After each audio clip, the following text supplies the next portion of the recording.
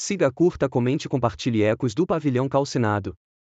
O Hospital Psiquiátrico de Varelius sempre foi uma cicatriz no mapa da cidade.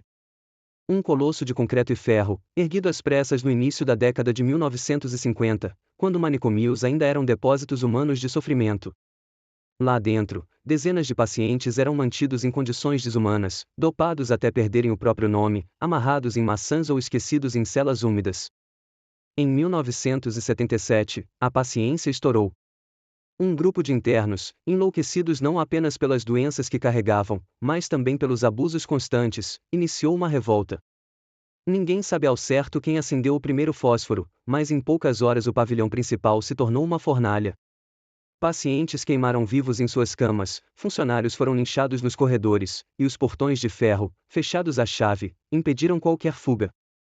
Mais de 100 pessoas morreram naquela noite. O fogo consumiu carne, ossos e paredes, deixando o hospital como uma carcaça negra que ninguém ousava reconstruir. 2 décadas depois, em 1999, uma construtora recebeu autorização para restaurar o lugar. Planejavam transformar o hospital em um centro empresarial. As máquinas entraram, os pedreiros começaram a erguer paredes e derrubar muros, mas então outro incêndio aconteceu. Sem nenhuma fonte elétrica ligada, sem ferramentas que pudessem gerar faíscas, o fogo surgiu do nada, rastejando como uma língua vermelha pelas vigas antigas. 23 trabalhadores morreram naquela noite, carbonizados no mesmo ponto onde os internos haviam queimado anos antes. O governo abandonou qualquer tentativa de recuperação. O hospital se tornou um tabu, ninguém entrava, ninguém se aproximava depois do pôr do sol. Décadas se passaram. O mato engoliu o estacionamento, os corredores mofados se encheram de pichações e morcegos, e os habitantes da cidade aprenderam a cruzar a rua quando precisavam passar em frente. Mas em 2023, um canal de YouTube chamado Exploradores do Macabro decidiu quebrar esse pacto de silêncio. A equipe era composta por 4 jovens: Renan, o líder ambicioso em busca de visualizações, Léo, o cameraman sarcástico, Camila, a única que ainda acreditava em espíritos e hesitava em entrar, e Júlia, responsável pelo áudio e pelo humor ácido. O vídeo se chamaria A Verdade sobre o Hospital de Varelius, e seria a maior aposta do canal até então. Eles entraram à meia-noite, com lanternas, câmeras de visão noturna e microfones. O portão de ferro rangeu como se gritasse para não ser aberto. O ar cheirava a ferro enferrujado e a cinzas que jamais desapareceram.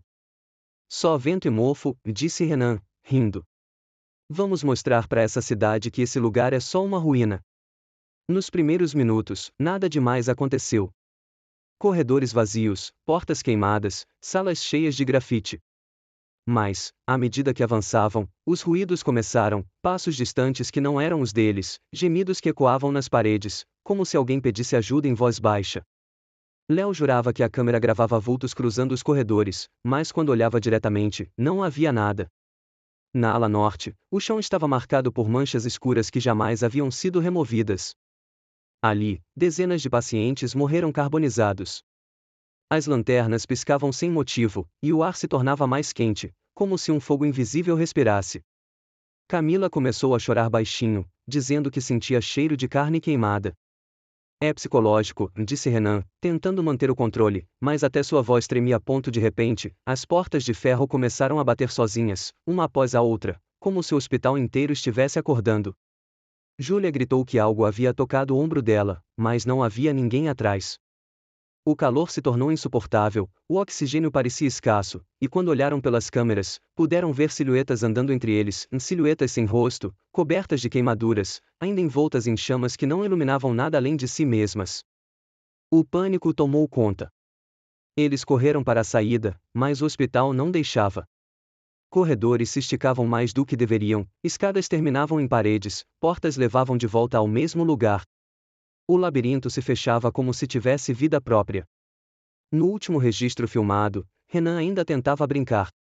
A gente vai viralizar mesmo, galera, e isso aqui é ouro puro. Mas sua voz foi cortada por um grito horrível, abafado pelo rugido de um fogo invisível que tomou conta da câmera. A transmissão caiu, deixando apenas estática.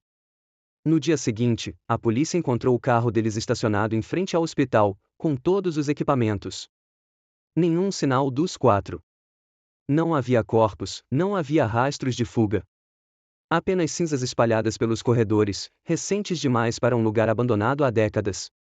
Desde então, moradores afirmam ouvir vozes vindas do hospital durante a madrugada. 4 novas vozes, suplicando para sair, se misturam às dezenas que já ecoavam desde 1977. E o pavilhão de Varelius continua lá, queimando para sempre sem queimar, devorando quem ousa desafiar sua fome.